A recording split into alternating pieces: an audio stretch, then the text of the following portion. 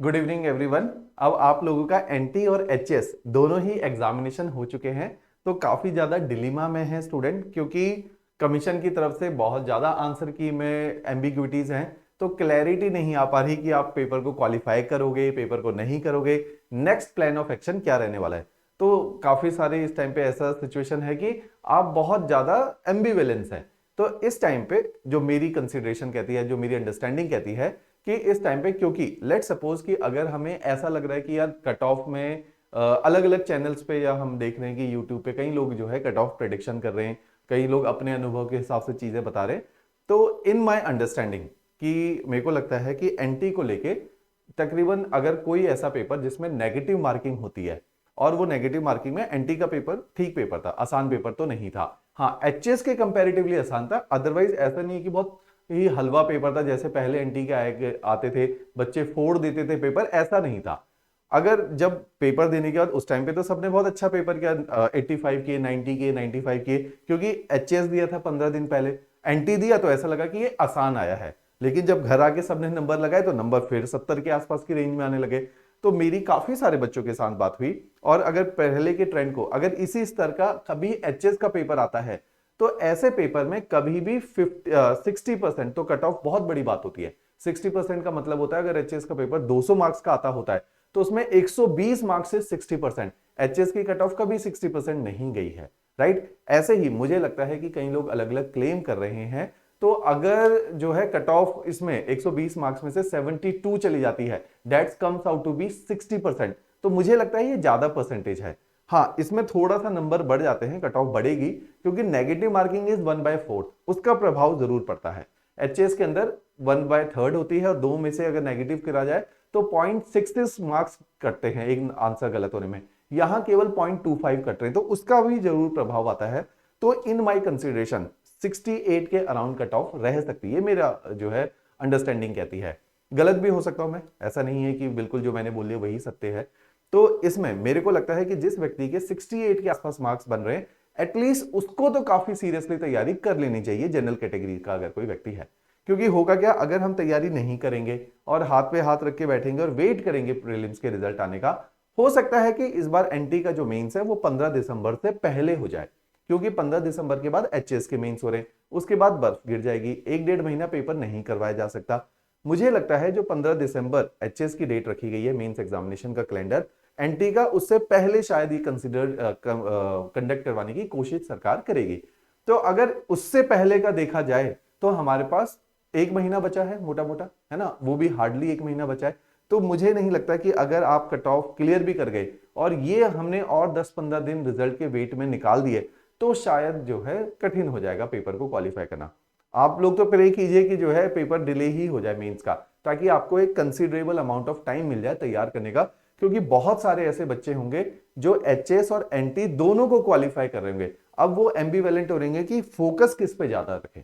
तो मेरी अंडरस्टैंडिंग कहती है कि हमें ऐसा प्लान ऑफ एक्शन बनाना चाहिए जिससे दोनों पेपर भी बैलेंस हो जाए। कुछ बच्चे हैं जो डेडिकेटेडली एनटी का ही मेंस देने वाले हैं, उनके लिए क्या प्लान ऑफ एक्शन होगा, तो ये दोनों ही प्लान ऑफ एक्शन पे अपन लोग जो है कंसीडर कर लेंगे एक बार। सबसे पहले एनटी के मेंस में मुख्य तौर पे 4 सब्जेक्ट हैं।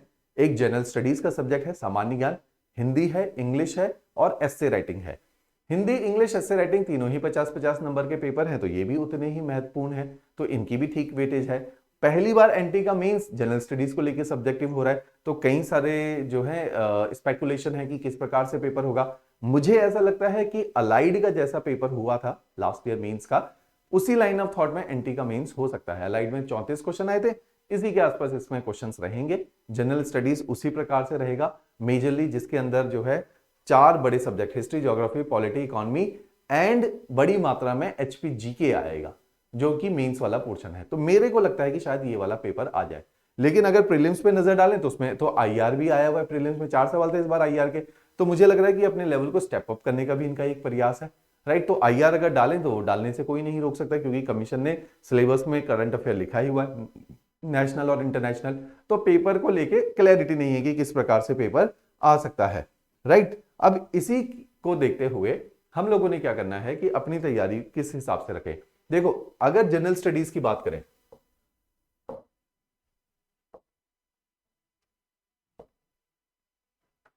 अगर हम लोग जनरल स्टडीज की बात करें, है ना,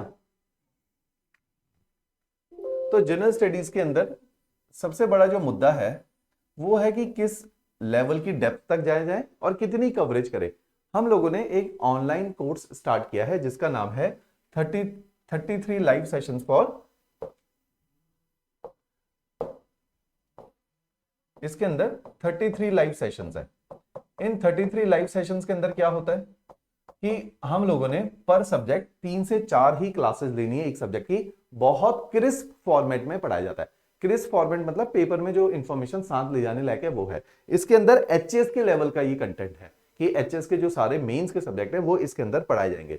तो जो एनटी के भी डेडिकेटेड तैयारी कर रहे हैं उनके लिए ये उपयोगी है। वो इन सारे सेशंस को देख सकते हैं। 2-2 घंटे के सेशंस होते हैं, शाम को 7 से 9 ये लाइव फॉर्मेट में चला करते हैं, शाम को 7 से 9।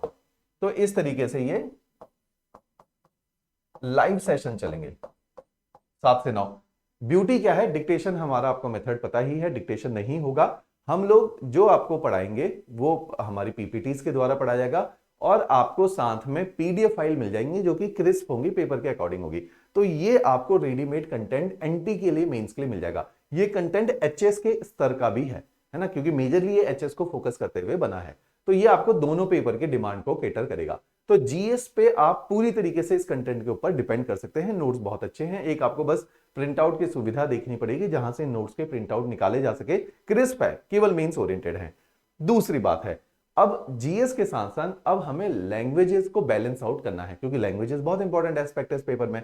तो लैंग्वेजेस के अंदर जिन लोगों ने, अच्छा ये कोर्स जिन लोगों ने कभी भी हमसे एंटी अलाइड का जो उन्होंने पूरा प्रोग्राम लिया है जिसमें प्री कम मेंस प्रोग्राम है, उन लोगों को ये कॉम्प्लीमेंट्री है। इसके लिए उनको इसके लिए कुछ पे नहीं करना, उनको बाय डिफॉल्ट हम ऐड कर रहे हैं इस कोर्स के अंदर। क्योंकि बच्चा बहुत ज्यादा है, 2,500-3 हजार बच्चा है, तो हो सकता है कुछ बच्चे रह भी गए हों। जो रह गए हों, ये वीडियो देखा है तो वो हमारे ऑफिशियल नंबर पे हमें बता सकते हैं या अपने टेलीग्राम ग्रुप पे हमें बता सकते हैं, हम उनको ऐड कर देंगे। राइट, हमने कोशिश करी कि सबको ऐड कर दिया जाए। इसके अलावा जिन बच्चों ने हमारे साथ तैयारी नहीं करी उनके लिए तो ये काफी ज्यादा उपयोगी कोर्स है। इसके अलावा मेजर जो हमारा इशू आता है वो आता है लैंग्वेजेस को लेके, कि इंग्लिश तो तब भी हमने सुनी पढ़ी बोली होती है, हिंदी से हम बहुत दूर हो जाते हैं, मेजरली जो इंग्लिश वाले बच्चे हैं, इंग्लिश मीडियम में पढ़े हुए बच्चे। तो हिंदी को सिक्योर करो। जैसे लास्ट ईयर यामिनी का रैंक 1 आया था और मैंने कई दफे बोला है कि यामिनी का लैंग्वेजेस के ऊपर बहुत अच्छा होल्ड था, तो आपने भी लैंग्वेजेस के ऊपर बहुत अच्छा होल्ड बनाना है। Hindi as a language generally English वाले बच्चों की वीक होती है एंड वाइस वर्सा, हिंदी वालों की इंग्लिश वीक होती है। तो हिंदी लैंग्वेज का एक हमारे पास कोर्स है जिसमें हम 35 लेक्चर्स हैं, हर लेक्चर तकरीबन आधे घंटे का है। तो आप एक दिन में 2-3 लेक्चर भी कवर कर सकते हैं। हर लेक्चर के नीचे हैंडआउट्स दिए हुए प्रैक्टिस के लिए, तो उनको ही अगर आप कर लोगे तो एंटी और अलाइड दोनों के मेंस को सिक्योर करते हुए ये टॉपिक बने हैं। सिलेबस पूरी तरीके से मेंस को नजर में रखते हुए बना है। तो इस तरीके से ऐसे ही एक इंग्लिश का कोर्स है, इंग्लिश का कोर्स है 3,000 रुपए का, हिंदी का है 3,000 का, ऐसे ही 3,000 का ये वैल्यू एडिशन कोर्स है, लाइव चलेगा। हिंदी इंग्लिश रिकॉर्डेड फॉर्मेट में लेक्चर है। तो वैल्यू फॉर मनी है, बहुत महंगा नहीं है, पॉकेट फ्रेंडली है, तो आप इसको परचेज कर सकते हैं। जिन लोगों ने हमारे साथ तैयारी नहीं करी उनके लिए पेड है, अदरवाइज जिन्होंने करी है उनके लिए तो ये ऑलरेडी उनके करिकुलम का एक पार्ट था। इस तरीके से आप अपने मेंस को स्ट्रक्चर कर सकते हैं।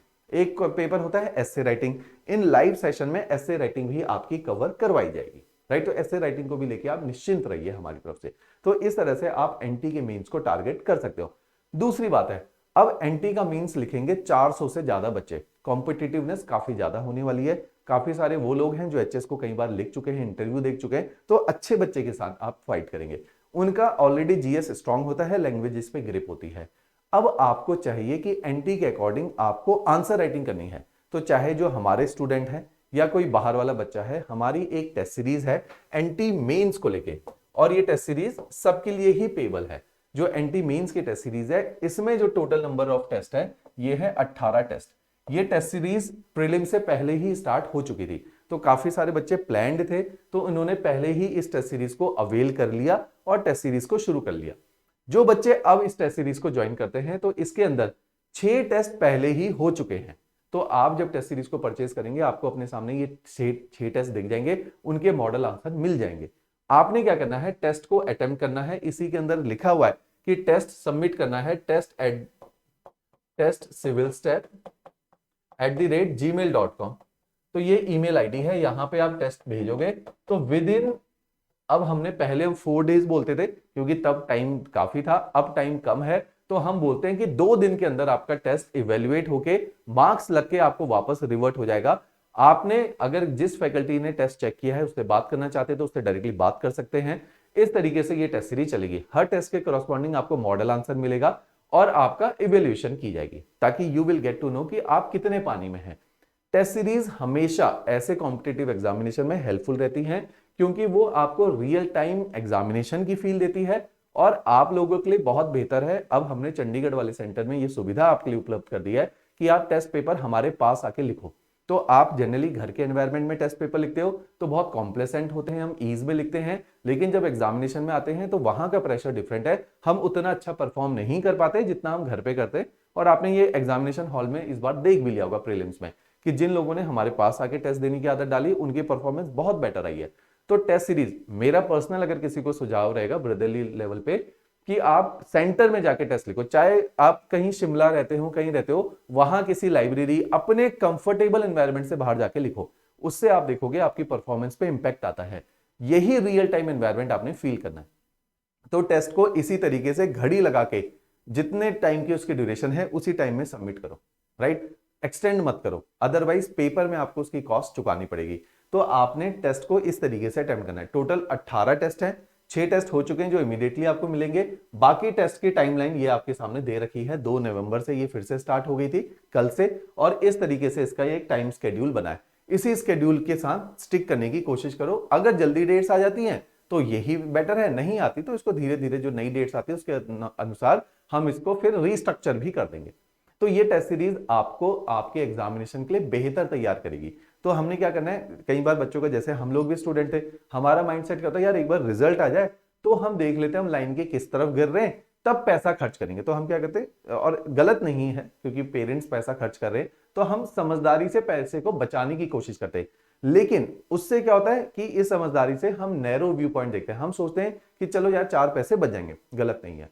प्रॉब्लम क्या है कि अगर आपका पेपर क्लियर हो जाता है और पेपर इमीडिएटली आ जाता है तो आपने जो थोड़े से पैसा बचाने की कोशिश करी उससे आपको अपने 1-1.5 साल की कीमत चुकानी पड़ेगी कि आपको, क्योंकि आपने टेस्ट सीरीज नहीं ली, डिलेड से ली, तो जो आप बेटर परफॉर्म शायद कर सकते थे 15-20 दिन का और बफर टाइम मिलके, तो वो बेटर परफॉर्मेंस वाली टाइम रह जाएगा। तो यही 15 दिन आपके फिर 1 साल 1.5 साल के इंतजार में कन्वर्ट होता है। तो हम क्या करते हैं कि इस तरीके से अपने सालों को गवाते हैं। तो कोशिश क्या करनी है कि हमने लॉन्गर रन में, ये बहुत टाइम के बाद हमने रियलाइज किया कि लॉन्गर रन में हमने ये 2-4 पैसे बचाने के चक्कर में अपने सालों की कीमत उसमें फिर चुकाई है, राइट। तो ये गलतियां हमने भी अपने टाइम पे करी है, राइट। तो इस तरह से टेस्ट सीरीज काफी उपयोगी रहता है। और मैं तो एक चीज काफी ज्यादा ब्लंटली कहता हूं कि सिलेक्शन और नॉन सिलेक्शन में टेस्ट सीरीज का बहुत ज्यादा रोल रहता है। कि आप इस साल चाहे रैंक 4 विपिन की देख सकते हैं जिसका मेंस में सबसे ज्यादा स्कोर था, इंटरव्यू में कम था, फिर भी he was under the list. ऐसा ही एनटी में रहेगा कि इंटरव्यू क्योंकि 50 नंबर का है तो शायद उतना डिसाइडिंग नहीं रहेगा जितना मेंस का स्कोर रहेगा। तो मेंस का स्कोर ज्यादा से ज्यादा आपको इंश्योर करेगा कि वो रैंक दिलवा पाए, राइट। तो इस तरीके से ये टेस्ट सीरीज चलेगी। इसके अलावा अगर आप कुछ पूछना चाहते तो हमारे ऑफिशियल नंबर पे कांटेक्ट कर सकते हैं, राइट। चलिए जी, थैंक्स अ लॉट।